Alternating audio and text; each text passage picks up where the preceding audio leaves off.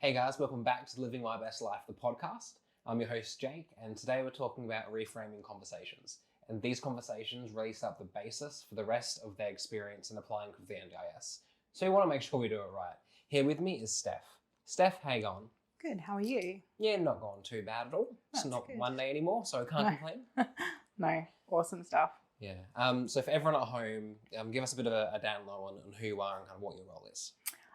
So I'm Steph. I am one of the facilitators and trainers for Living My Best Life. And I've been working in community services for about just over 20 years now, I think it is. So I've had quite a bit to do with NDIS and my aged care and all those lovely government fundings that we have available. And navigating those. Which is a challenge in itself. All right, so the first part is, what the conversations are. What are some of the things where you've had experience with or you have knowledge around kind of starting these conversations with some of the clients who are thinking about applying for the NDIS? Yeah. It's never easy having conversations around funding and money with clients. And that's... A lot of people find it uncomfortable. But one of the important things that we need to remember is that you don't want to set someone up for failure. You don't want to give them unrealistic expectations. So a lot of the conversations that people have around the NDIS are based on conversations that they've had with someone else who either has the NDIS or a family member has NDIS. And every NDIS package is tailored to that person's needs. So one person may get $30,000. Another person may get, $120,000 in their package. And it's so varied. So when we're having these conversations, we need to make sure that we give people the facts. We need to make sure that the facts that we're giving them is correct, not setting them up for failure, wanting to, have them give us what their expectations are so that we can navigate around, I guess, what their thoughts of NDIS are. Because a lot of people don't know what NDIS is either. They just think it's free money. It's far from that. Yeah, there's not a lot of background knowledge that's just sitting there, and not a lot of knowledge for everyone thinking about applying for the NDIS. Exactly. And sometimes the knowledge they have isn't necessarily the correct knowledge. Exactly. Thinking, my mate Joe just got a $50,000 plan. He's going to get into his bank account. Yeah. I want that too. And that might not be the case. And I think you're right. Resetting those expectations from the start. And although it's like having a bit more of the serious conversation, but starting that off so that they can kind of process that at the start rather than getting a rejection letter down the line and then not knowing what to do. That's it. And no one wants to talk about rejection either. It's one of those kind of things that sits in the background because no one likes rejection. It doesn't matter who you are. I don't like rejection. I don't know anyone that does. So, you and people do put a lot of time and energy into applying for NDIS because it's not easy and it's not designed to be easy either. No, and it can take a long time just to get all the evidence or to know what to get. Exactly. So you've got one person in your ear saying that, NDIS is going to change your life. It's going to make things so much better for you. You're going to have the money to be able to afford to do this, that, and the other. So those unrealistic expectations are already planted. Yeah. And then they come to you and you're asking them, okay, so I want to know what your expectations for the NDIS is. I want $60,000 in my bank account so that, I can go to group sessions or, things like that. And no one's actually had the conversation around the possibility of rejection because, and it does happen, unfortunately, quite a lot, is that we do get quite a lot of rejection. So you have someone who is under the expectation of having equipment and they haven't provided enough evidence and they've had a rejection letter. That rejection letter can be make or break pretty much, because if you've had that conversation with the client prior to say, look, there is a possibility that we may not get this time, but that doesn't mean that we give up. If it's just a matter of we haven't provided enough evidence, we keep trying until we've got the evidence. But you also need to be prepared to have that conversation around you just may not be eligible. And you had an example, I know, of someone who applied for the NDIS and they hadn't had that conversation. Can you talk a bit about that? Yeah. So I've supported a young man who has recently been diagnosed with psychosocial disabilities. We'd known for a very long time. We just needed that official diagnosis from a GP to say that yes, this person does have EDY, A to Z. No one had the conversation with him about the realism of applying for NDIS and the possibility of rejection. So it took 6 months to gather the evidence that we needed to get the GPs and all those wonderful things that we have to do. Unfortunately, his first application got a rejection because no one had kind of adjusted his expectations or asked him what his expectations were. He actually tried to commit suicide, which... Oh my gosh. You can understand that he was already very vulnerable at that stage. Yeah, he wasn't successful, which, thank the Lord he was not successful. We have managed since to secure him NDIS funding. So, and I guess too, from him, a lot of his expectations came from his parents. His parents are quite older, so they don't understand the NDIS, and they don't understand that it's not just a handout. So not just welfare. Exactly. So you're also dealing with the expectations of family members and people around that client as well. So you've really got to try and make sure that the conversations that you're having are grounded and quite precise. And not only coping with the idea there might be a rejection, and there are steps afterward to either get more evidence or to figure out what specifically went wrong. Sometimes people just aren't eligible, and there are other support options out there. Yeah. We're not limited to just NDIS. If you are able to secure an NDIS plan, it's amazing. But it's not the end all to be all either. There are other community services and community funding that you can apply for. We just need to be knowledgeable about what's out there and potentially other services that we may have to approach in making sure that the services that we're delivering benefit the person at the end of the day. So we've talked a bit about what the conversations could be and should be. Let's discuss a little bit how we can approach these conversations for people thinking about applying for their psychosocial disabilities. What would advice be on how to have these conversations? One of the biggest things that I've experienced working in this field for as long as I have is that you've got to build that respect with the client. A lot of the times they do look to you for advice and guidance, and that's part of having these conversations. I guess it's in our human nature that we want to deliver good news all the time. Like, no one likes delivering bad news, but that truth and that honesty will also build that respect with that person. And I think it's really important when we're talking to clients in particular and having these discussions around NDIS and eligibility, is that we do say to them that just because we get a knockback doesn't mean that we don't have other options. There's always other options. And I think it's really important that we really sit and express that to that person as well. Because for a lot of people who do fall under the psychosocial and mental health, a lot of people have given up because there's not enough information around mental health. So their whole life has been based around rejection and not enough knowledge, all those things that come with it. So to be someone that they can come to and talk to and have that honest conversation with, you'll find that the conversation will actually flow quite easily, and they will respect it as well. They may be a little bit disheartened, but as long as they know that that person is working hard to help them, you should be okay.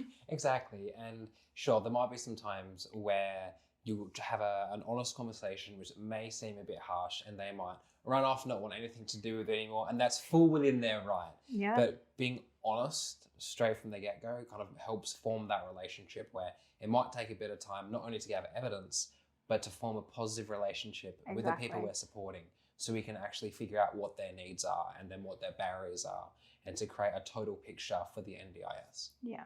And also maybe the support that they might need during these conversations. You know, do they need a translator or just another support person where they know that they've got them, that they're trustworthy and feel safe to kind of start having those conversations rather than all by themselves. Exactly. Give them that opportunity to bring even a family member, so that you're not only educating the client, but you're educating the family member.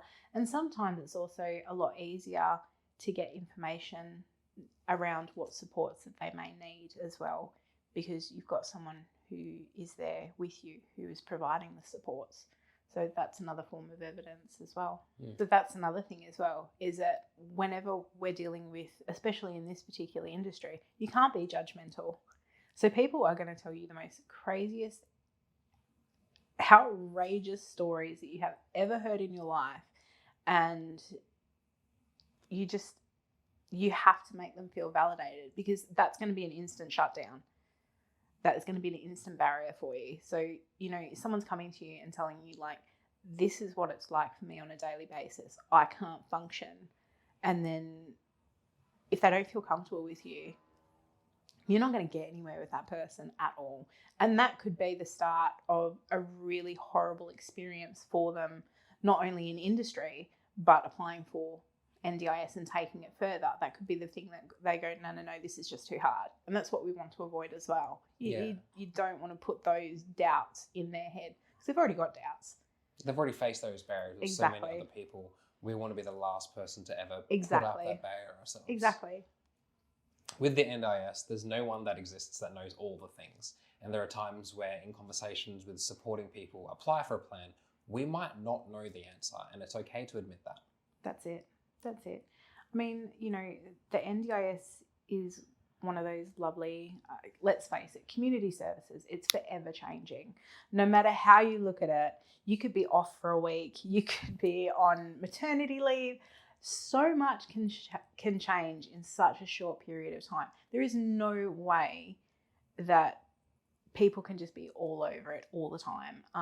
I personally would not sit there and read the NDIS booklet back to front. That's a lot of pages. That's a lot of pages, and that's a lot of hours I'm not getting back. However, that's another reason to be honest with them. And if someone says to you, you know, oh, well, I've heard this, you know, is this true? Be honest and say, look, I have no idea, but I can find out. We've had instances in our training where we've been asked questions, and, you know, during training, while you and David have been presenting, I've been in the background on to NDIS going, can you just clarify this for me? I need to know, is this actually possible? Because we all have different experiences and different strengths. So although someone might come to you, it might be better off you giving them to someone who will be able to best support them throughout the entire process. Yep.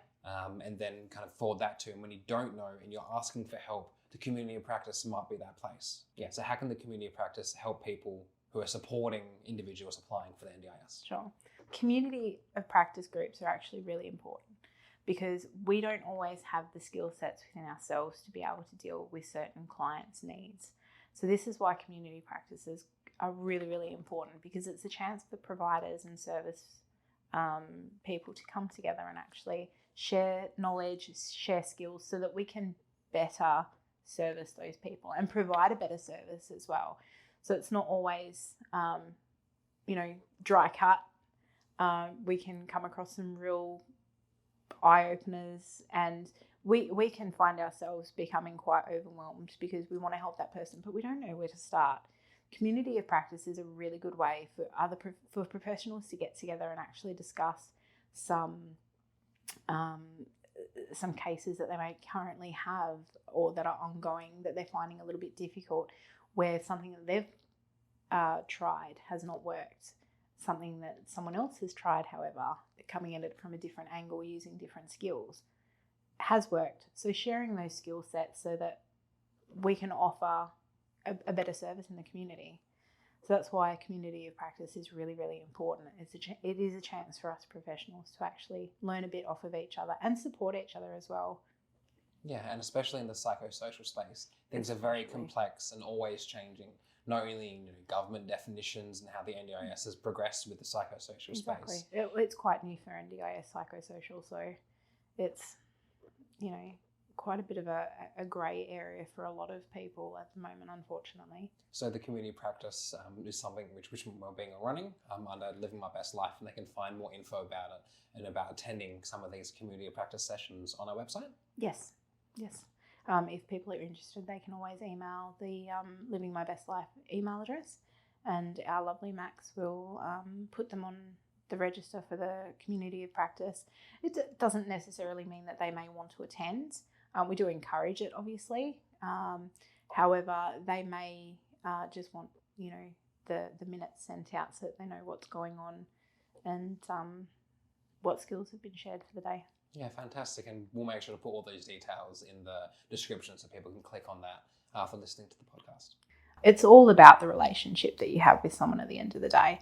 You're either going to be the person that makes that client feel supported, non-judged, and comfortable, or you're going to be that person that they leave the room going, oh my God, they have no idea what they were talking about. Like, this is just pointless. I'm just going to call it quits now.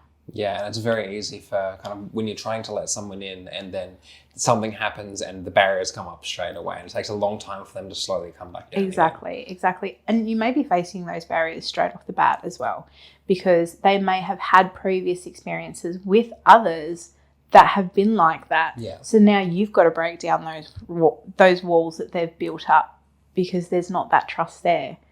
But persistence and honesty, that's the best advice that I can give anyone when dealing with people. Honesty. One of the things which I found particularly helpful is talking about what happens if and when they would get the plan.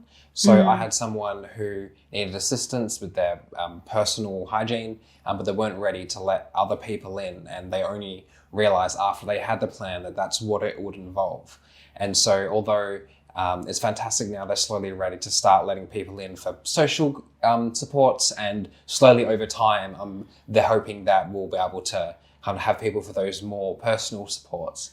But being open and honest about, okay, if we got funding for this, this is what the support could look like. Because sometimes the supports which NDIS recommend based off all the evidence might not be what someone's ready for. I've had someone who needs personal assistance in the shower but isn't ready for that level of support and wasn't aware that that's what the support would involve.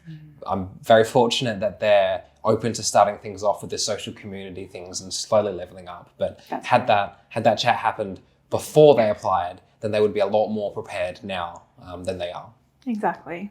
That's, again, where it comes down to having a really good, honest, open communication with our clients and building that trustful relationship so that we can make sure not only we're providing the services that they need, but also should they need further services, that we're targeting those services for them. Because at the end of the day, it's about the client. Absolutely. So not only being open and being that safe space, but also being honest and upfront about some of the maybe not so nice realities, but then because you're honest, then they can be aware and start processing that a bit early on in the piece. Exactly. Is there anything you would add as a kind of a final tip or final advice to providers helping people go through the application process with a psychosocial disability? It can be frustrating. It can be really frustrating, especially because we get into this industry because we care. So, and we care about the job we do, and we care about the people that we're ultimately looking after, I guess you could say. So it is frustrating when we get a knockback. Persistence. Be persistent. And just open. Be open and honest. Honestly, the best advice is be honest, be open. And you know, it will make more pleasurable for yourself as well as for the client. We don't want to cause more distress or further barriers. They've had enough of that in their life. So be the person that makes that change and restores their faith in humanity a bit. Yeah. Well, thank you, Steph. It's been an absolute pleasure. I can't talk enough about how much I appreciate your time and your expertise. And thank you. Yeah, thank you everyone at home. I hope you're living your best life, and we will see you next week.